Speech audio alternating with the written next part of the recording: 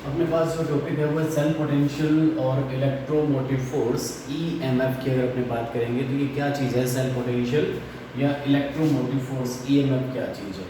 Cell potential को करने से पहले अपने इसमें जो टॉपिक देखते हैं वो देखते हैं अपने इसमें इलेक्ट्रोड पोटेंशियल की बात करता हूँ यहाँ पर। ठीक है, तो सबसे पहले अपने पास यहाँ पर इलेक्ट्रोड पोटेंशियल क्या होता है वो हम देखते हैं। इलेक्ट्रोड पोटेंशियल क्या चीज़ है।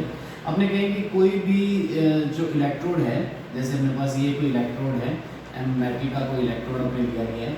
इस इलेक्ट्रोड को जब अपने इसके इलेक्ट्रोलाइटिक सॉल्यूशन में डिप करते हैं, ठीक है, ये हमारे पास इसका क्या है, इलेक्ट्रोलाइटिक सॉल्यूशन हो गया।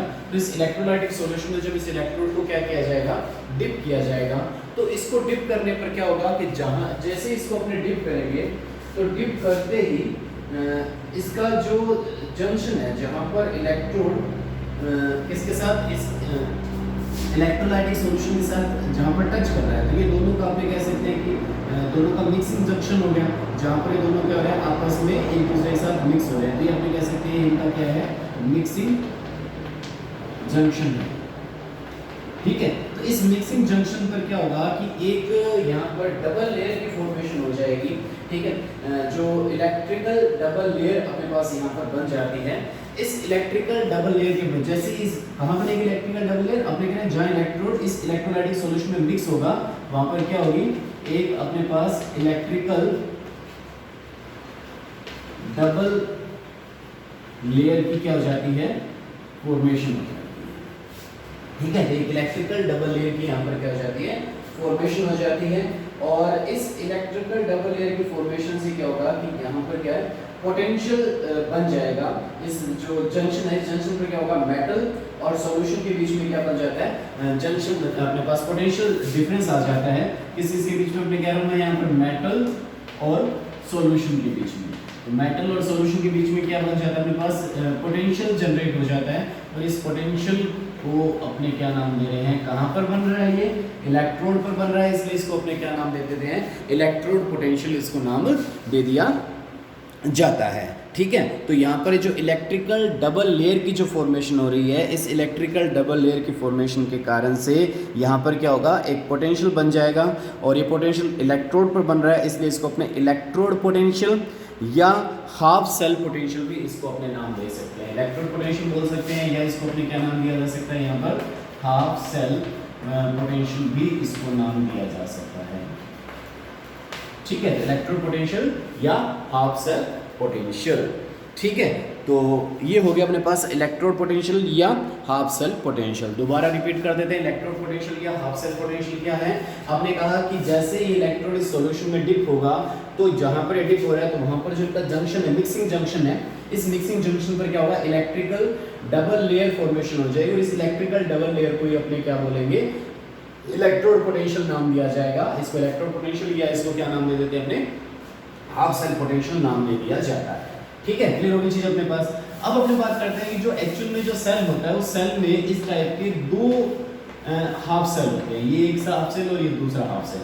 तो इन दोनों हाफ सेलों से मिलकर अपने पास क्या है कि एक सेल कंप्लीट होता है अपने पास। तो इन दोनों इलेक्ट्रोडों में जो इलेक्ट्रिकल जो डबल लेयर की वजह से जो पोटेंशियल बन रहा था, तो इन दोनों इलेक्ट्रोड में जो पोटेंशियल डिफरेंस है, इस पोटेंशियल डिफरेंस को अपने क्या नाम दिया है, सेल पोटेंशियल इसको नाम दिया गया है, या इलेक्ट्रोमोटिव फोर्स नाम दिया गया है। तो अपने पास जो क्या हुआ कि हमारे पास जो ई सेल है, मतलब जो हमारे पास सेल पोटेंशियल है, वो सेल पोटेंशियल क्या हो गया, हमारे पास जो कैथोड और एनोड के पोटेंशियल का जो डिफरेंस है, कैथोड और एनोड के पोटेंशियल के डिफरेंस को अपने यहाँ पर क्या नाम दिया गया है, सेल पोटेंशियल नाम दिया गया है। क्लियर हो गया चीज, सेल पोटेंशियल क्या चीज है। तो सेल पोटेंशियल हमने बताया कि कैथोड और एनोड के जो हमने कह सकते हैं कि जो कैथोड और एनोड के बीच में जो डिफरेंस आ रहा है, पोटेंशियल में जो डिफरेंस आ रहा है, दो इलेक्ट्रोडों के बीच का जो डिफरेंस आ रहा है, उसको अपने क्या नाम दे रहे हैं, सेल पोटेंशियल या इलेक्ट्रोमोटिव फोर्स ईएमएफ नाम दिया गया है।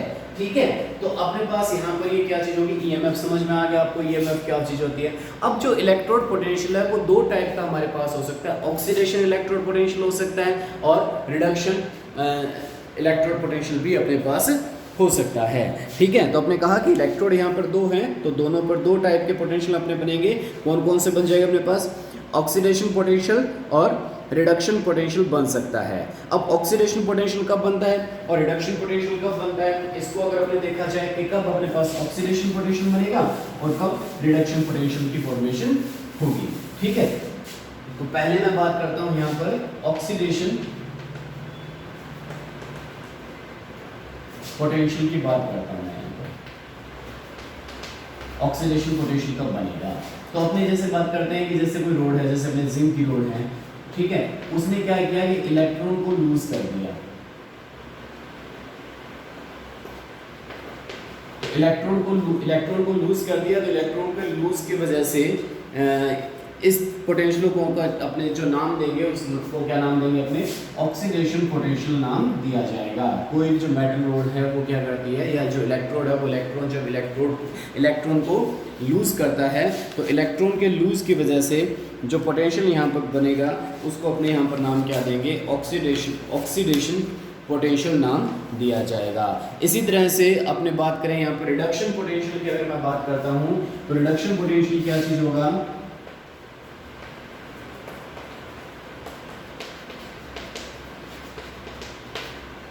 तो अगर कोई मेटल आयन है वो क्या करे, इलेक्ट्रॉन को गेन कर ले, तो किस में कन्वर्ट हो जाता है, मेटल में कन्वर्ट हो जाता है। तो यहाँ पर इलेक्ट्रॉन क्या कर रहा है, मेटल आयन जो क्या कर रहा है, इलेक्ट्रॉन को गेन कर रहा है। ठीक है, मतलब यहाँ पर इसका रिडक्शन हो रहा है, इसलिए इसको क्या नाम दिया गया अपने पास, रिडक्शन पोटेंशियल नाम दिया गया है। ठीक है, तो ऑक्सीडेशन पोटेंशियल और रिडक्शन पोटेंशियल, तो दो टाइप का यहाँ पर क्या हो गया, पोटेंशियल आ गया। अब यहाँ पर एक चीज़ इसमें मेन आती है कि जो पोटेंशियल का जो वैल्यू है वो हमेशा क्या होती है, सेम होती है, भले वो ऑक्सीडेशन पोटेंशियल हो भले वो रिडक्शन पोटेंशियल हो।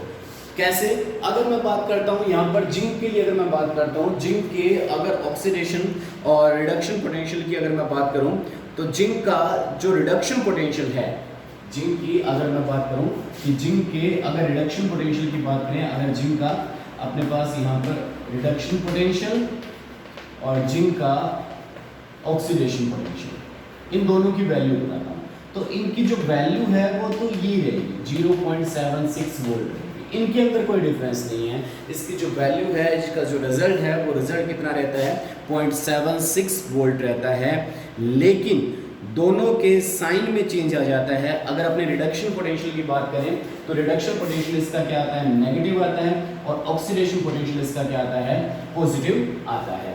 इसी तरह से मैं बात करूं अगर कॉपर के लिए अगर बात की जाए, तो कॉपर के भी रिडक्शन पोटेंशियल और ऑक्सीडेशन पोटेंशियल की बात करूं तो उसकी जो वैल्यू है 0.34 वोल्ट आती है। वैल्यू अपने पास कितनी है, 0.34 वोल्ट है। तो यहाँ पर भी आप देख सकते हैं इन दोनों के अंदर जो वैल्यू है कॉपर के लिए वो क्या रह रही है, सेम रह रही है। लेकिन जब रिडक्शन पोटेंशियल की बात करें तो कॉपर के लिए जो रिडक्शन पोटेंशियल है वो पॉजिटिव आता है, और कॉपर के लिए जो ऑक्सीडेशन पोटेंशियल है वो कैसा आता है, नेगेटिव आता है। ठीक है, तो दोनों एग्जाम्पल में यहाँ पर देख सकते हैं कि जो पोटेंशियल है वो पोटेंशियल क्या आता है, पोटेंशियल की जो वैल्यू है वो सेम है, भले वो ऑक्सीडेशन पोटेंशियल हो या रिडक्शन पोटेंशियल हो। डिफरेंस क्या आता है, दोनों के साइन में डिफरेंस आ जाता है। जहां जिंक के रिडक्शन पोटेंशियल की वैल्यू माइनस में आती है और ऑक्सीडेशन पोटेंशियल की वैल्यू प्लस में आती है, उसी तरह से कॉपर के जो रिडक्शन पोटेंशियल की वैल्यू प्लस में आ रही है और ऑक्सीडेशन पोटेंशियल की वैल्यू किस में आ रही है, माइनस में आ रही है। ठीक है, तो ये जो वैल्यू है वो वैल्यू किस तरह से अपने पास है, ये जो रिजल्ट है वो कहाँ से आया, तो अपने पास यहाँ पर जो आगे अपने सीरीज करेंगे उस सीरीज के अंदर अपने इसको डिटेल में देखेंगे कि इस तरह से अपने वैल्यू आ रही है। अब अपने पास यहाँ से अगर अपने से अपने डेफिनेशन पूछे किसकी, अगर आपसे वो सेल्फ इलेक्ट्रोड पोटेंशियल या जो इलेक्ट्रोमोटिव फोर्स है उसकी अगर अपने डेफिनेशन की बात करें तो वो हमारे पास जो डेफिनेशन है वो अपने पास क्या बनती है। ठीक है, तो अपने इसकी डेफिनेशन की अगर हम बात करें तो डेफिनेशन अपने पास बन जाएगी, यहाँ पर अपने कह सकते हैं कि जो अगर अपने पास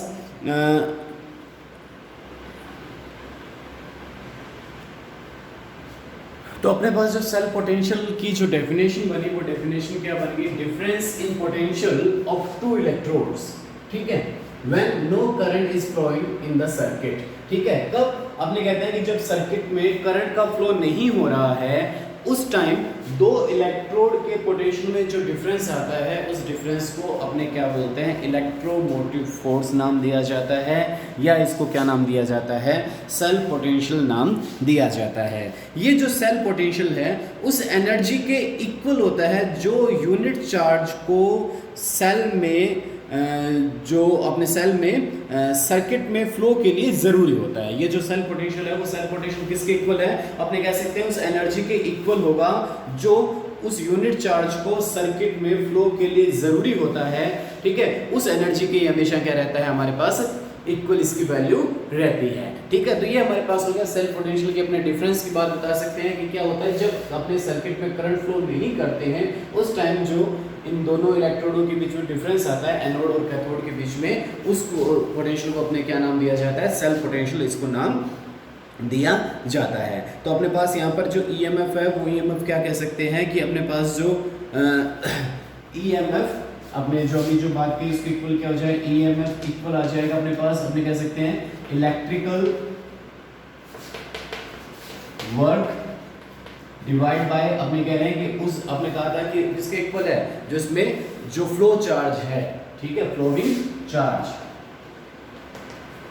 डिवाइड बाय फ्लोइंग चार्ज। अपने पास ये इसके केस दोनों में जो डिफरेंस आता है तो अपने जो यहाँ पर जो नाम दिया जाता है जैसे अपने इलेक्ट्रोमोटिव फोर्स को अपने डिनोट कर सकते हैं ई से, वर्क को अपने ले सकते हैं डब्ल्यू से, और जो चार्ज है उसको अपने ले लिया यहाँ पर क्यू से। इसका मतलब जो ई की जो यूनिट बन जाएगी, डब्ल्यू की जो यूनिट हमारे पास क्या होती है जूल, और जो चार्ज की जो यूनिट है हमारे पास वो क्या है कूलाम। तो अपने यहाँ पर इसको लिख सकते हैं, इसकी यूनिट अगर बनाना चाहें तो इसकी यूनिट तो हमारे पास हो रही है जूल, और इसकी क्या होती है कूलाम अपने पास जो यूनिट है। तो अपने इसको लिख सकते हैं कि जो ई की जो यूनिट हो जाएगी वो ई की जो यूनिट हमारे पास क्या आ जाएगी, अगर इसकी वैल्यू को 1 जूल कर दिया जाए, इसकी वैल्यू को 1 कूलाम कर दिया जाए तो ई हमारे पास क्या आ जाएगा 1 वोल्ट के इक्वल आ जाएगा। तो ई की यूनिट हमारे पास क्या बन जाती है, वोल्ट बन जाती है। तो ये हमारे पास होगी ई की यूनिट, जो इलेक्ट्रोमोटिव फोर्स है इसकी यूनिट हो जाती है। तो अपने कह सकते हैं कि अगर किसी सर्किट में 1 कूलाम चार्ज अगर फ्लो करने पर 1 जूल वर्क करना पड़े तो सेल का जो ईएमएफ होगा वो कितना हो जाएगा 1 वोल्ट हो जाएगा। ठीक है, क्लियर होगी चीज अपने को। यहाँ पर कह सकते हैं कि अगर किसी सर्किट में 1 कूलाम चार्ज फ्लो करने के लिए आपको 1 जूल वर्क करना पड़ता है तो उस टाइम जो आपके पास सेल का जो ईएमएफ है वो ईएमएफ कितना हो जाता है 1 वोल्ट ईएमएफ हो जाता है। ठीक है, तो ये तो अपने पास आ गई किसकी, कि सेल पोटेंशियल की बात कर ली अपने पास। अब एक इससे जो मिलता जुलता जो टॉपिक आता है हमारे पास उसको अगर अपने देखें यहाँ पर, अब अपने पास इसमें जो करते हैं पोटेंशियल, सेल पोटेंशियल, ईएमएफ और पोटेंशियल डिफरेंस के अंदर डिफरेंस देखते हैं, इन दोनों में डिफरेंस क्या है। तो अपने सबसे पहले बात की थी कि जो सेल पोटेंशियल है वो सेल पोटेंशियल एक्चुअल में क्या है, difference in potential of 2 electrode when no current is flowing. तो यहाँ पर जो पोटेंशियल डिफरेंस आता है वो पोटेंशियल डिफरेंस कब आता है 2 इलेक्ट्रोड के बीच में, जब अपने कह रहे हैं कि उस सर्किट में करंट का फ्लो नहीं हो रहा, उस टाइम जो डिफरेंस आएगा उस डिफरेंस को अपने क्या बोलेंगे, सेल पोटेंशियल नाम दिया जाएगा। और सेकंड अपने पोटेंशियल डिफरेंस की अगर अपने बात करें तो पोटेंशियल डिफरेंस क्या आता है, difference in potential of 2 electrodes when some current is flowing. ठीक है, कब डिफरेंस, जब उसके अंदर उस सर्किट में कुछ करंट का फ्लो हो रहा है तो उस टाइम जो डिफरेंस आएगा उस डिफरेंस को अपने क्या नाम दे देंगे, यहाँ पर पोटेंशियल डिफरेंस इसको नाम दिया जाएगा। ठीक है, तो दोनों में मेन चीज आई कि जो सेल पोटेंशियल है उसको कब फाइंड किया जाता है, जब अपने कहते हैं कि सर्किट में करंट का फ्लो नहीं होता है। लेकिन पोटेंशियल डिफरेंस कब आता है, जब अपने कहते हैं सर्किट में कुछ ना कुछ इसमें करंट फ्लो हो, उस टाइम जो डिफरेंस आएगा उस डिफरेंस को अपने क्या नाम देंगे, यहाँ पर पोटेंशियल डिफरेंस नाम दिया जाएगा। सेकंड अपने कह सकते हैं कि जो cell potential is equal to the maximum of EMF cell. जो सेल पोटेंशियल है वो जो ईएमएफ की मैक्सिमम जो वैल्यू है उसके हमेशा क्या होता है, इक्वल होता है। ठीक है, कोई भी सेल की जो ईएमएफ है उस ईएमएफ की मैक्सिमम वैल्यू कितनी हो सकती है, उसके हमेशा क्या आएगा, इक्वल आएगा। कौन, सेल पोटेंशियल। लेकिन पोटेंशियल डिफरेंस क्या है कि अपने इसका मतलब यहाँ पर करंट का फ्लो कर रहे हैं, तो करंट फ्लो करेंगे तो उसमें कुछ क्या रेजिस्टेंस वगैरह आएगा, तो रेजिस्टेंस वगैरह आने से अपने कह सकते हैं कि जो ईएमएफ है वो मैक्सिमम वैल्यू से कुछ क्या हो जाएगा, कम हो जाएगा। तो इसीलिए अपने कहा है कि potential difference is always some but less than the EMF of the cell. तो इसका मतलब क्या होगा कि यहाँ पर उस करंट के फ्लो की वजह से अपने कह रहे हैं कि जो पोटेंशियल डिफरेंस है वो ईएमएफ से हमेशा कुछ क्या होता है, कम होता है।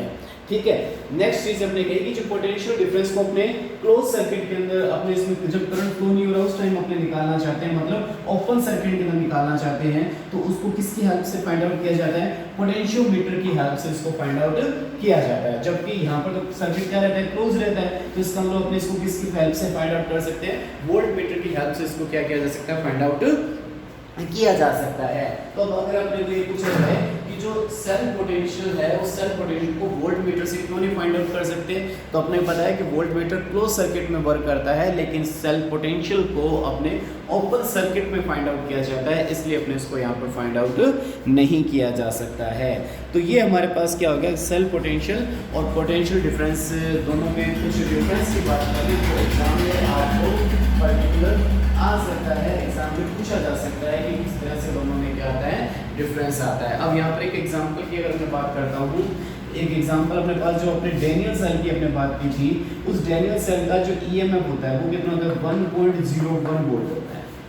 डैनियल सेल का जो ईएमएफ है वो ईएमएफ कितना होता है, आपने बात की 1.01 वोल्ट होता है, ये डैनियल सेल का ईएमएफ है। तो सेल पोटेंशियल कितना हो सकता है, 1.01 वोल्ट हो सकता है, क्योंकि हमेशा क्या होता है, मैक्सिमम वैल्यू के क्या होता है, इक्वल होता है। लेकिन पोटेंशियल डिफरेंस कभी भी डैनियल सेल का 1.01 नहीं होगा, इससे क्या होगा, कम होगा।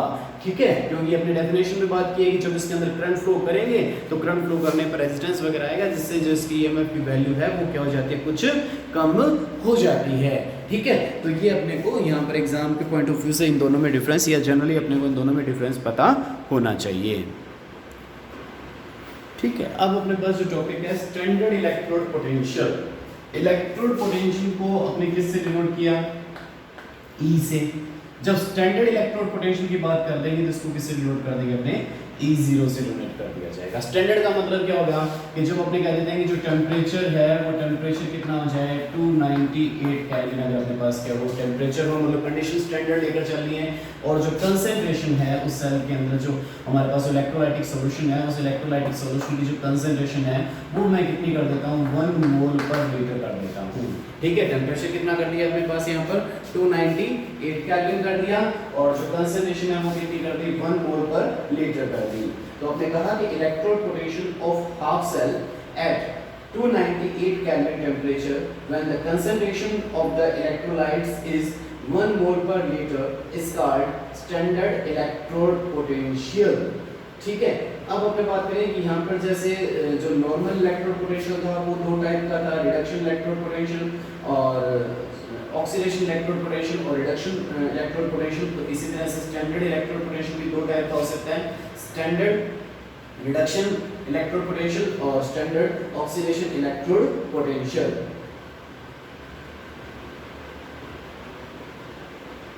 ठीक है, तो इसको अपने जैसे नोट करेंगे तो अपने पास रिडक्शन को, तो स्टैंडर्ड रिडक्शन में अपने पास क्या आ जाएगा, रिडक्शन इलेक्ट्रोड पोटेंशियल, और ये हो जाएगा स्टैंडर्ड ऑक्सीडेशन इलेक्ट्रोड पोटेंशियल। तो इस तरह से अपने इसको क्या किया जा सकता है, नोट किया जा सकता है, या अपने इसको भी नोट कर सकते हैं स्टैंडर्ड कैथोड इलेक्ट्रोड पोटेंशियल और स्टैंडर्ड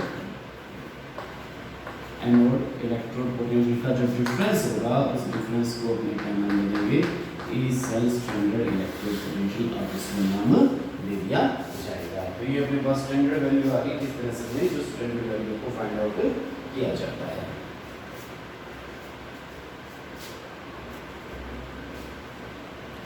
नेक्स्ट जो टॉपिक है वो है ओरिजिन ऑफ इलेक्ट्रोड पोटेंशियल, या जो हाफ सेल पोटेंशियल है वो पोटेंशियल बनता कैसे है, उसके ओरिजिन कैसे होता है, तो उसकी अगर हम बात करें, आपको पता है कि जब कोई सेल है उस सेल में जब इलेक्ट्रिसिटी फ्लो हो रही है, ठीक है, तो सेल में इलेक्ट्रिसिटी फ्लो होने का से अपने मतलब निकाल सकते हैं कि उस सेल में जो दोनों इलेक्ट्रोड हैं उन इलेक्ट्रोडों के बीच में पोटेंशियल डिफरेंस है। अगर किसी भी सेल में आप अगर देखोगे तो सेल में आपको अगर वहाँ पर उसमें इलेक्ट्रिसिटी फ्लो हो रही है तो इस इलेक्ट्रिसिटी का फ्लो ये होगा कि जो कैथोड और एनोड है उस कैथोड और एनोड के अंदर या जो दोनों हाफ सेल हैं या जो दोनों इलेक्ट्रोड हैं उन दोनों इलेक्ट्रोडों के बीच में पोटेंशियल डिफरेंस मौजूद है।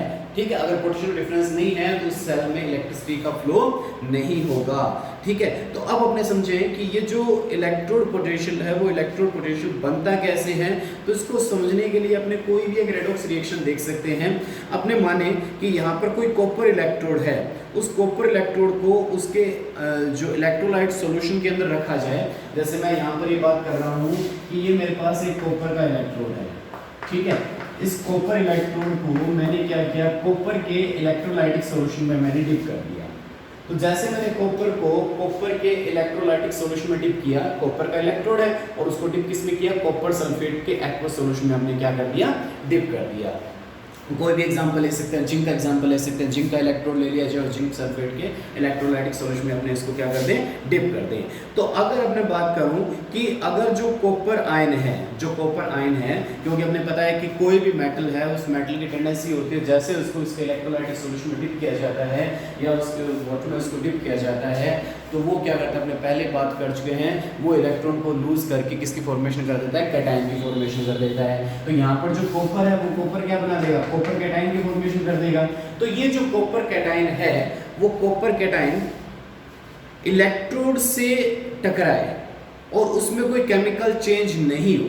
जब कॉपर कैटायन इस इलेक्ट्रोड से टकराए और वहां पर किसी भी टाइप का केमिकल चेंज आपको देखने को नहीं मिले, तो उस इलेक्ट्रोड को अपने क्या नाम देते हैं, नल इलेक्ट्रोड उसको कहा जाता है। नल इलेक्ट्रोड का क्या हुआ, अपने कहते हैं कि जब कोई आयन कैटायन इलेक्ट्रोड से टकराए और उसमें किसी भी टाइप का आपको केमिकल चेंज देखने को नहीं मिले, ठीक है, आप कह सकते हैं मेटल आयन में streak the metal electrode but no reaction take place, this electrode is known as null electrode। तो हमारे पास जो पॉसिबिलिटी बी है वो किसको शो कर रही है, हमारे पास नल इलेक्ट्रोड को शो कर रही है, ठीक है। इसके बाद में अपने बात करें कि जो सेकंड कंडीशन है, अगर वो कॉपर आयन, ठीक है, इलेक्ट्रोड से टकराए, उसे स्ट्रिक करे और उसमें से इलेक्ट्रॉन को क्या कर ले, वो कलेक्ट कर ले और वो किस में कन्वर्ट हो जाए, कॉपर मेटल में कन्वर्ट हो जाए, ठीक है। तो अपने यहाँ पर कहें कि ये जो कॉपर आयन है वो कॉपर आयन क्या हो, ठीक है, ये कॉपर आयन क्या हुआ कि उस इलेक्ट्रोड से टकराया और वहां से उसने क्या किया, इलेक्ट्रॉन को गेन किया और इलेक्ट्रॉन को गेन करके वो किस में कन्वर्ट हो गया, कॉपर मेटल में कन्वर्ट हो गया, ठीक है। ये पॉसिबिलिटी भी अपने पास हो सकती है कि कॉपर आयन किससे उस मेटल इलेक्ट्रोड से क्या करे, इलेक्ट्रॉन को गेन करे और गेन करके किस में कन्वर्ट हो जाए, कॉपर मेटल में कन्वर्ट हो जाए, मींस वो क्या हो जाए, रिड्यूस्ड हो जाए, उसमें रिडक्शन हो जाए, ठीक है।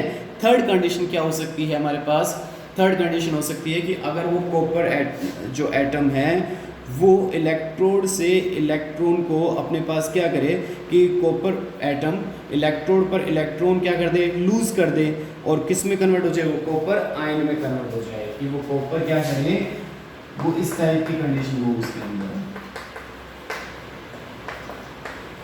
मींस यहाँ पर क्या हो रहा है, इसका ऑक्सीडेशन हो रहा है और यहाँ पर इसका क्या हो रहा है, रिडक्शन हो रहा है, ठीक है। तो ये बीच की जो बी कंडीशन है वो तो हमारे पास कैसी होगी, नल इलेक्ट्रोड की कंडीशन हो गई, ठीक है। और जो दोनों कंडीशन है उनको अपने देखते हैं, ठीक है। तो ये जो कंडीशन है हमारे पास कब बनी कि अपने बात करें कि जब अपने पास कोई भी जो मेटल इलेक्ट्रोड है वो मेटल इलेक्ट्रोड यहाँ पर क्या करे कि जैसे उसने क्या किया कि ऑक्सीडेशन की जो प्रोसेस है वो हमारे पास जो कंडीशन ए है उस कंडीशन में बनेगी। ये कंडीशन कब बनेगी, आपने क्या कहा कि जो मेटल है वो मेटल क्या करता है कि इलेक्ट्रॉन को लूज करता है, ये इलेक्ट्रोड क्या कर रहा है, इलेक्ट्रॉन को लूज करेगा, तो इलेक्ट्रॉन पर चार्ज कौन सा होता है, नेगेटिव। तो जो नेगेटिव चार्ज है वो नेगेटिव चार्ज तो इलेक्ट्रोड पर आ गया और जो आयन है वो कहाँ चला जाता है, इलेक्ट्रोलाइटिक सॉल्यूशन में, तो मींस कैटायन कहाँ जाएगा, इस इलेक्ट्रोड के बाहर आ जाएगा। ये चीज होगी अपने पास कि कोई मेटल जब इलेक्ट्रॉन को लूज करता है तो इलेक्ट्रॉन तो है उसकी जो मेटल जो इलेक्ट्रोड है उस इलेक्ट्रोड के अंदर आ जाते हैं, मींस उसमें नेगेटिव चार्ज आ जाएगा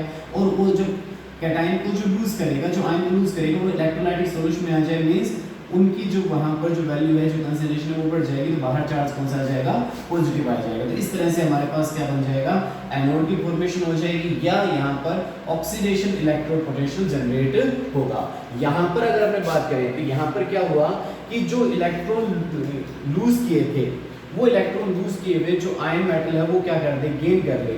तो गेन करने से वो कॉपर में कन्वर्ट हो जाएगा। इस तरह से क्या हो जाएगा कि वहां पर जो उसकी जो इलेक्ट्रोड के बाहर की सरफेस पर तो चार्ज कौन सा आ जाएगा, नेगेटिव आ जाएगा, और उस मेटल पर जो चार्ज है वो चार्ज कौन सा आ रहा है, पॉजिटिव चार्ज क्या हो रहा है, कलेक्ट हो रहा है। मींस यहाँ पर कैथोड की तरह से बिहेव कर रहा है, मींस यहाँ पर ये रिडक्शन इसका हो रहा है। ये कंडीशन कब होगी, अपने कहते हैं मेटल की टेंडेंसी तो इलेक्ट्रॉन को लूज करने की है।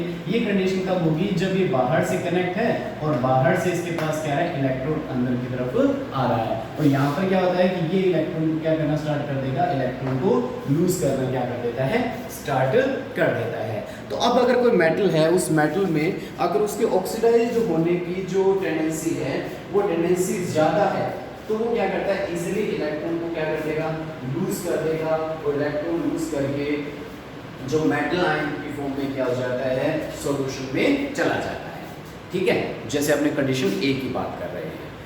अगर वो जो लूज किया गया इलेक्ट्रॉन है वो मेटल्स की जो सरफेस है उस मेटल की सरफेस पर क्या हो जाएगा, कलेक्ट हो जाएगा, जिससे इलेक्ट्रोड पर चार्ज कौन सा है, अपने देख रहे हैं नेगेटिव चार्ज आ रहा है कंडीशन ए में। और इस कंडीशन में जो सॉल्यूशन है उस सॉल्यूशन में जो कुछ कॉपर आयन जो है वो धातु की जो सरफेस है उसके ऊपर क्या हो जाते हैं, इलेक्ट्रॉन को गेन करके रिड्यूस्ड हो जाते हैं। ये जो कंडीशन है वो कंडीशन हमने देख रहे हैं, जो सी कंडीशन है उसके अंदर अपने को देखने को मिल रहा है, जिससे वहां पर क्या इक्विलिब्रियम की फॉर्मेशन हो जाती है। ये जो इक्विलिब्रियम है वो जो मेटल और सॉल्यूशन का जो आपने कह सकते हैं कि जो जंक्शन सरफेस है उस जंक्शन सरफेस पर जो चार्ज को डिवाइड कर देता है। ठीक है, आपने कहते हैं कि वहां पर एक इलेक्ट्रिकल डबल लेयर की फॉर्मेशन हो जाती है। यहाँ पर अपने देख रहे हैं एक इलेक्ट्रिकल डबल लेयर की फॉर्मेशन हो रही है, यहाँ पर भी अपने देख रहे हैं कि इलेक्ट्रिकल डबल लेयर की फॉर्मेशन हो रही है। तो अपने इलेक्ट्रोड पोटेंशियल की डेफिनेशन में ये कहा था कि जो मेटल और सॉल्यूशन के बीच में क्या होता है, जो इसका सरफेस जंक्शन होता है वहां पर एक इलेक्ट्रिकल डबल लेयर की फॉर्मेशन हो जाती है। तो उसी को अपने क्या नाम देते हैं, इलेक्ट्रोड पोटेंशियल नाम देते हैं। और इस तरह से जो सेल के एक से जो आप देखते हैं कि कौन किसकी इलेक्ट्रॉन को लूज करने की टेंडेंसी होगी, किसकी गेन करने की जो टेंडेंसी होगी, इसको अपने जो इलेक्ट्रोकेमिकल सीरीज इस चीज को क्या करती है, डिसाइड करती है। कौन सा इलेक्ट्रॉन इलेक्ट्रॉन को गेन करेगा और कौन सा उसको लूज करेगा, इस चीज को जो डिसाइड है वो डिसाइड कौन करेगी, तो इसका जो डिसाइड है वो कौन करती है, मेरे पास हमें कह देते हैं इलेक्ट्रो जो केमिकल सीरीज है वो इलेक्ट्रोकेमिकल सीरीज इस चीज को क्या करती है, डिसाइड करती है। इलेक्ट्रोकेमिकल सीरीज क्या है, आगे अपने डिटेल में यहाँ पर किया जाएगा कि इलेक्ट्रोकेमिकल सीरीज एक्चुअल में क्या होती है। तो वो इस चीज को क्या कर देती है, डिसाइड कर देती है। ठीक है, तो अपने पास यहाँ पर क्या हो गया, इलेक्ट्रोड पोटेंशियल क्या है और किस तरह से जो इस इलेक्ट्रोड पोटेंशियल का ओरिजिन होता है, तो उसकी भी अपने यहाँ पर इसमें बात कर ली। नेक्स्ट जो टॉपिक है वो है standard hydrogen electrode. Standard hydrogen electrode क्या चीज़ है, इस टॉपिक को अपने करने से पहले अपने बात करते हैं कि जब भी अपने हाफ सेल की बात करते हैं तो दो हाफ सेल एक साथ जुड़कर एक सेल की इलेक्ट्रोकेमिकल सेल की फॉर्मेशन करते हैं। ठीक है, जैसे अपने पास ये एक हाफ सेल है और ये दूसरा हाफ सेल है, ये दोनों हाफ सेल आपस में जुड़कर किसकी फॉर्मेशन करते हैं, अपने कहते हैं इलेक्ट्रोकेमिकल सेल की फॉर्मेशन करते हैं। ये अपने पास हो गया एक इलेक्ट्रोकेमिकल सेल हो गया, जैसे अपने डैनियल सेल की बात कर रहे हैं। तो जो सेल ये यहाँ पर जो इसमें जो दोनों इलेक्ट्रोडों के बीच में जो डिफरेंस आएगा उस डिफरेंस को अपने नाम क्या देते हैं, सेल पोटेंशियल नाम दिया जाता है। ठीक है, अब अपने पास यहाँ पर जो एक सिंगल इलेक्ट्रोड या जो हाफ सेल है उसका जो इलेक्ट्रोड पोटेंशियल है, तो अपने यहाँ पर जो क्वेश्चन आता है कि इस इलेक्ट्रोड पोटेंशियल की वैल्यू को फाइंड आउट कैसे करें, उसको निकालें कैसे। ठीक है, क्योंकि अपने इसको निकालने के लिए अपने पास यहाँ पर क्या ऐसी चीज़ है जिससे इसकी सहायता से अपने इसकी वैल्यू को अपने यहाँ पर क्या किया जा सकता है, निकाला जा सकता है। तो सेल पोटेंशियल की जो एक्चुअल या जो इलेक्ट्रोड पोटेंशियल है उसकी एक्चुअल वैल्यू को निकालने के लिए अपने यहाँ पर कुछ रेफरेंस इलेक्ट्रोडों को यूज में लिया जाता है। ठीक है, इलेक्ट्रोड पोटेंशियल की वैल्यू को निकालने के लिए क्या करते हैं, रेफरेंस इलेक्ट्रोड को यूज में लिया जाता है। अब रेफरेंस इलेक्ट्रोड यूज में क्यों लेते हैं उसको समझिए। अपने पास यहाँ पर का E cell, E cathode minus E N, ये अपने पास फॉर्मूला है। मैंने कहा कि वोल्ट मीटर से जो इन दोनों इलेक्ट्रोडों के बीच का जो डिफरेंस है वो डिफरेंस मेरे पास आ गया 1.5 वोल्ट। मैंने कहा इन दोनों इलेक्ट्रोडों के बीच का जो डिफरेंस है वो कितना आ गया 1.5 वोल्ट आ गया। ये जो 1.5 वोल्ट है वो इन दोनों इलेक्ट्रोडों के बीच का क्या है डिफरेंस है, ठीक है, ये अपने देख लिया। तो मैं कहता हूँ कि यहाँ तो ये दोनों के बीच का डिफरेंस अपने को वोल्टमीटर बता रहा है, तो कैथोड की वैल्यू कितनी है या एनोड की वैल्यू कितनी है ये चीज अपने नहीं बता सकते हैं।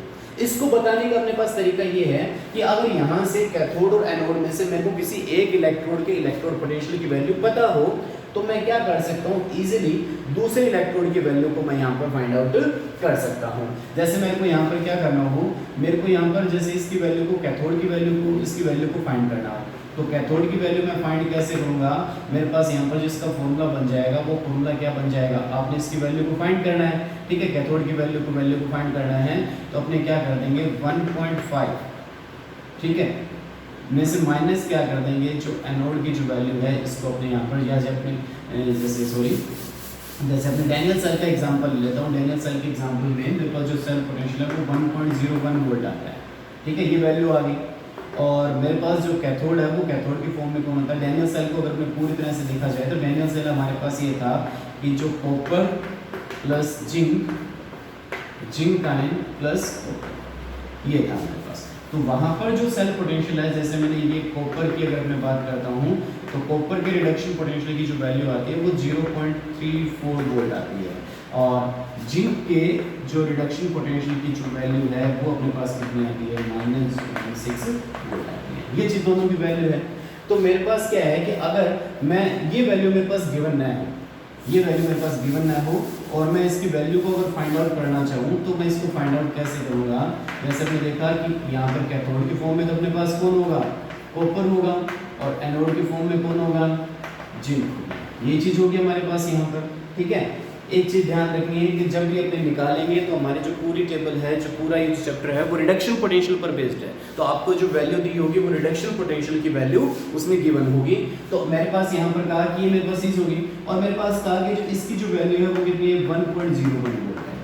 अब मेरे पास यहाँ से इन दोनों में से किसी एक की वैल्यू अगर मेरे पास हो, फाइंड आउट हो, जैसे मैंने यहाँ पर कहा कि मेरे पास जो कॉपर की वैल्यू फाइंड है वो कितनी है 0.34 वोल्ट है, तो आप क्या कर सकते हो, इजीली जिंक की वैल्यू को फाइंड आउट कर सकते हो यहाँ से। तो आपने क्या कर देंगे, इसकी वैल्यू कितनी आ जाएगी, जो जिंक की जो वैल्यू है वो जिंक की वैल्यू हमारे पास आ जाएगी -1.01 में से प्लस कर देते हैं अपने पास 0.34 वोल्ट। तो अपने पास इसकी जो वैल्यू है वो जिंक इलेक्ट्रॉन की जो वैल्यू है वो -76 वोल्ट आपके पास आ जाती है। तो ये वैल्यू कब आई, जब आपके पास कॉपर इलेक्ट्रोड की वैल्यू क्या हो, गिवन हो। तो किसी एक पर्टिकुलर इलेक्ट्रोड की वैल्यू अगर आपके पास गिवन हो तो दूसरे इलेक्ट्रोड की वैल्यू को आप इजीली क्या कर सकते हैं, फाइंड आउट कर सकते हैं। तो यहाँ पर किसी एक पर्टिकुलर इलेक्ट्रोड की वैल्यू अपने पास गिवन तो है नहीं, इसके लिए साइंटिस्टों ने कुछ रेफरेंस इलेक्ट्रोड की फॉर्मेशन की गई है। रेफरेंस मतलब उनका रेफरेंस लेकर दूसरे इलेक्ट्रोड की वैल्यू या इलेक्ट्रोड पोटेंशियल की वैल्यू को अपने क्या कर सकते हैं, फाइंड आउट कर सकते हैं। उस रेफरेंस इलेक्ट्रोड में अपने पास जो इलेक्ट्रोड आता है वो कौन सा आता है, स्टैंडर्ड हाइड्रोजन इलेक्ट्रोड, या इसको अपने नॉर्मल हाइड्रोजन इलेक्ट्रोड बोला जा सकता है। तो रेफरेंस इलेक्ट्रोड की कैटेगरी में कौन सा आता है हमारे पास, स्टैंडर्ड हाइड्रोजन इलेक्ट्रोड या नॉर्मल हाइड्रोजन इलेक्ट्रोड अपने पास आता है। इसकी वैल्यू साइंटिस्टों ने, इसकी वैल्यू है जो इसके इलेक्ट्रोड पोटेंशियल की जो वैल्यू है वो 0 मानी गई है, ठीक है। हाइड्रोजन इलेक्ट्रोड के जो इलेक्ट्रोड पोटेंशियल की जो वैल्यू है वो कितनी मानी गई है, 0 मानी गई है। 0 वोल्ट इसके इलेक्ट्रोड पोटेंशियल की जो वैल्यू उन्होंने पहले से मान ली गई है, और उसकी सहायता से अपने दूसरे इलेक्ट्रोडों की जो इलेक्ट्रोड पोटेंशियल है उनकी वैल्यू को अपने फाइंड आउट कर सकते हैं। तो ये जो हाइड्रोजन इलेक्ट्रोड है वो हाइड्रोजन इलेक्ट्रोड कैसा है, इसको अगर अपने देखें, ठीक है, तो यहाँ पर देखने पर अपने बताया कि एक ग्लास की एक ट्यूब है, इस ग्लास की एक ट्यूब के अंदर अपने क्या किया, प्लेटिनम की वायर लगा रखी है, उस प्लेटिनम की वायर के साथ अपने प्लेटिनम इलेक्ट्रोड को अटैच कर रखा है। इस ग्लास की ट्यूब के अंदर अपने मर्करी को इसके अंदर फिल कर दिया, ठीक है। फिर क्या कर देंगे, 1 एटमॉस्फेरिक प्रेशर और 298 केल्विन टेम्परेचर, 298 केल्विन टेम्परेचर और 1 एटमॉस्फेरिक प्रेशर के अंदर इसके अंदर हाइड्रोजन गैस को, इसके अंदर प्लेटिनम की वायर उस हाइड्रोजन गैस को अपनी सरफेस पे क्या कर लेती है, एडजॉर्ब कर लेती है, और इस पूरे जो अपने पास ग्लास ट्यूब को सील पैक करके अपने क्या करते हैं 1 HCl के सॉल्यूशन में इसको अपने क्या कर देते हैं, डिप कर देते हैं। तो ये हमारे पास क्या हो गया, हाइड्रोजन इलेक्ट्रोड की जो स्ट्रक्चर होगी, ठीक है। तो ये हाइड्रोजन इलेक्ट्रोड किस तरह से अपने पास बना हुआ है, अब इसकी अपने यहाँ पर बात की, ठीक है।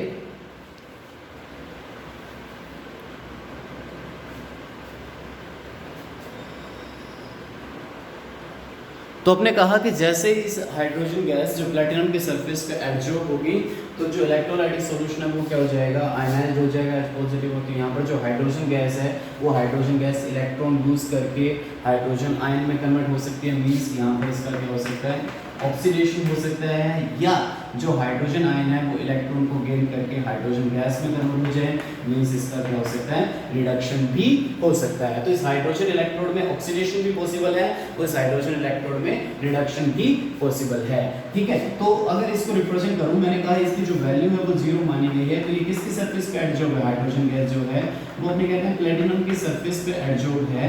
तो इसके जो इलेक्ट्रोड पोटेंशियल की जो वैल्यू अपने पास मानी गई है वो अपने पास कितनी मानी गई है, अपने कह सकते हैं कि इसकी जो वैल्यू को अपने माना गया है कितना, 0 वोल्ट। तो ऑक्सीडेशन पोटेंशियल की वैल्यू भी 0 वोल्ट है।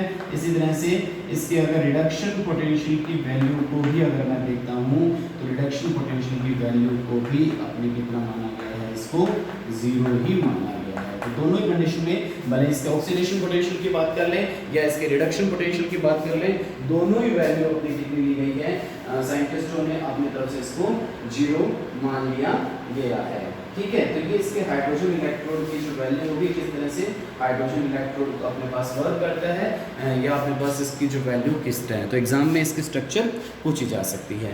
इसके अलावा अपने जो सेकेंडरी रेफरेंस इलेक्ट्रोड भी हैं, तो सेकेंडरी रेफरेंस इलेक्ट्रोड कौन कौन से हैं उनकी बात करेंगे। तो हाइड्रोजन इलेक्ट्रोड को अपने प्राइमरी रेफरेंस इलेक्ट्रोड इसको नाम दिया जाता है। ये तो हो गया अपने पास प्राइमरी रेफरेंस इलेक्ट्रोड। अब इस प्राइमरी रेफरेंस इलेक्ट्रोड की जगह पर आज के टाइम जो जगह ली गई है वो सेकेंडरी रेफरेंस इलेक्ट्रोडों में ले ली गई है। तो सेकेंडरी रेफरेंस इलेक्ट्रोड वो कौन कौन से, एक तो हमारे पास है सिल्वर क्लोराइड इलेक्ट्रोड। इस सिल्वर क्लोराइड इलेक्ट्रोड को अपने क्या बोला जाता है, सेकेंडरी रेफरेंस इलेक्ट्रोड बोला जाता है। या हमारे पास जो इलेक्ट्रोड है वो कौन सा है, कैलोमल इलेक्ट्रोड है। इसके अलावा हमारे पास कौन सा इलेक्ट्रोड हो जाता है, कैलोमल इलेक्ट्रोड भी अपने पास सेकेंडरी रेफरेंस इलेक्ट्रोड है, ठीक है। तो हाइड्रोजन इलेक्ट्रोड को आजकल कम यूज में लिया जाता है। इसका जो रीजन है वो 2 रीजन बन रहे हैं, या आपने कहते हैं हाइड्रोजन इलेक्ट्रोड में 2 कमियां हैं। वो 2 कमियां कौन सी है, पहली कमी है कि जो हाइड्रोजन इलेक्ट्रोड को जब यूज लिया जाता है तो उस पूरी रिएक्शन के अंदर जो HCl की जो कंसंट्रेशन है वो HCl की कंसंट्रेशन एक यूनिट के फॉर्म में होनी चाहिए। मतलब वो हमेशा कितनी रहनी चाहिए, 1n रहनी चाहिए, जो पॉसिबल नहीं होता है। दूसरी जो इसमें कमी रहती है कि यहाँ पर जो हाइड्रोजन गैस को जो फ्लो किया जाता है तो उस हाइड्रोजन गैस को फ्लो करते हैं तो हाइड्रोजन गैस पर जो प्रेशर है वो प्रेशर कितना रहना चाहिए, पूरी कंडीशन के अंदर हम कहते हैं 1 atm प्रेशर रहना चाहिए। ये 2 कमियां हैं जो अपने फुलफिल नहीं कर सकते हैं, क्योंकि जब रिएक्शन होगी तो जो कंसंट्रेशन है उसमें चेंज आएगा। मींस HCl की जो कंसंट्रेशन है वो 1n नहीं रह पाती है, या यूनिट के फॉर्म में नहीं रह पाती है। या आपने कहते हैं कि जब हाइड्रोजन गैस को जब अपने यूज़ में लिया जाता है तो हाइड्रोजन गैस पर जो प्रेशर है, जब यूज़ में लेंगे तो प्रेशर क्या होगा, कम होगा। तो मतलब जो प्रेशर है वो 1 atm नहीं रह पाता है। तो इन दोनों कमियों की वजह से आज के टाइम अपने जो प्राइमरी रेफरेंस इलेक्ट्रोड है, जो हाइड्रोजन इलेक्ट्रोड है, उसको यूज़ में नहीं लिया जाता है। इसके जगह पर अपने सेकेंडरी रेफरेंस इलेक्ट्रोड को यूज़ में लिया जाता है। नेक्स्ट जो टॉपिक है वो इलेक्ट्रोकेमिकल सीरीज़। इलेक्ट्रोकेमिकल सीरीज़ क्या है कि जहाँ पर अपने कहें कि जो मेटल और नॉन मेटल के जो इलेक्ट्रोड पोटेंशियल है उनके इलेक्ट्रोड पोटेंशियल के अपने जो इलेक्ट्रोड पोटेंशियल के जो रिडक्शन पोटेंशियल है उस रिडक्शन पोटेंशियल के इंक्रीजिंग ऑर्डर में जब उन मेटल्स या नॉन मेटल्स आयन को अरेंज किया जाता है तो उससे जो सीरीज़ बनती है उस सीरीज़ को अपने क्या बोलते हैं, इलेक्ट्रोकेमिकल सीरीज़ नाम दिया जाता है। इस इलेक्ट्रोकेमिकल सीरीज़ को मैं यहाँ पर बोर्ड पर ड्रॉ नहीं करूँगा, वो आप अपनी नोटबुक जो बुक है या जो नोटबुक है वहाँ से उसको देख सकते हैं। तो उस सीरीज़ में अगर अपने देखें तो अगर उसको रिडक्शन पोटेंशियल के बेस पर अगर देखा जाए तो जब आप उस सीरीज़ सीरीज़ को रिडक्शन पोटेंशियल के बेस पर अगर अपने देखेंगे तो अपने देखते हैं कि जो सबसे नेगेटिव वैल्यू जो इसकी होगी वो सबसे नेगेटिव वैल्यू किसकी होती है, लिथियम आयन की होती है। ठीक है, लिथियम आयन के जो इलेक्ट्रोड पोटेंशियल की जो वैल्यू है, रिडक्शन पोटेंशियल की वैल्यू सबसे नेगेटिव देखने को मिलेगी। वो कितनी होगी हमारे पास, -3.05 वोल्ट होगी ये लिथियम आयन के लिए। और सबसे जो पॉजिटिव वैल्यू है वो सबसे पॉजिटिव वैल्यू आपको किसके लिए देखने मिलेगी, फ्लोरीन के लिए देखने मिलेगी। और वो फ्लोरीन की जो वैल्यू है वो कितनी आती है, +2.87 वोल्ट होती है। तो लिथियम आयन के लिए सबसे ज़्यादा नेगेटिव होता है रिडक्शन पोटेंशियल, ठीक है। और फ्लोरीन का जो रिडक्शन पोटेंशियल है वो सबसे ज़्यादा क्या होता है, पॉजिटिव होता है। तो इस तरह से बाकी मेटल्स को इनके बीच में क्या किया गया, अरेंज किया गया। और सीरीज में अगर हम देखते हैं तो हाइड्रोजन को बीच में रखा गया है, जिसकी जो रिडक्शन पोटेंशियल है, जो ऑक्सीडेशन पोटेंशियल है, उसकी वैल्यू क्या रखी गई है, 0 रखी गई है। दोबारा रिपीट करता हूँ कि अपने जो पूरा चैप्टर है वो रिडक्शन पोटेंशियल के बेस पर चलेगा। तो अपने रिडक्शन पोटेंशियल की वैल्यू को ही लर्न करना है, देखना है। आपको इनकी वैल्यू को किसी को लर्न नहीं करना है, लेकिन आपको ध्यान में रखना है कि कौन सी जो मेटल है उसका रिडक्शन पोटेंशियल हाई है या कौन सी जो मेटल है उसका रिडक्शन पोटेंशियल लो है। क्योंकि इस पर बेस्ड अपने कुछ क्वेश्चन होंगे जो नेक्स्ट लेक्चर में हम क्वेश्चन को करेंगे। तो आप एक बार उस इलेक्ट्रोकेमिकल सीरीज को देखेंगे कि ये इलेक्ट्रोकेमिकल सीरीज किस तरह से अरेंज की गई है।